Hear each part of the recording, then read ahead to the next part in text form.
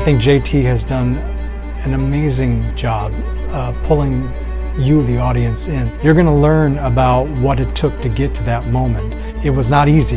It was a very difficult, dangerous trek that these folks took. These are real people with real struggles that are really trying to make a difference to millions of people, not just those in Palestine, but also worldwide. It feels like a very accurate representation of a negotiation process between multiple groups of people trying to come together and put their best in the room in order to make real change happen, and has kind of given them a theatrical flair, which I think makes the historic nature of it much more palatable for audiences, and it's just exciting. What's exciting about it is recognizing the need to keep a conversation going amidst continual backlash or hardship.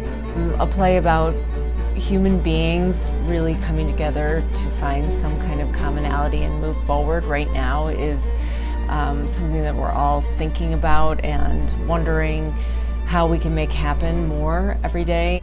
Intriguing thing about this piece is that you can sit across the table from your enemy, from someone that you loathe, and that you are starting to see the humanity within them. Once you do that with someone, then you can't demonize them, right? So then both sides are allowed to just genuinely form, a friendship at best, but at least a working relationship with an understanding of them and their own families. It's an optimistic reminder of what it means to continually re-engage with the difficult parts of human conflict.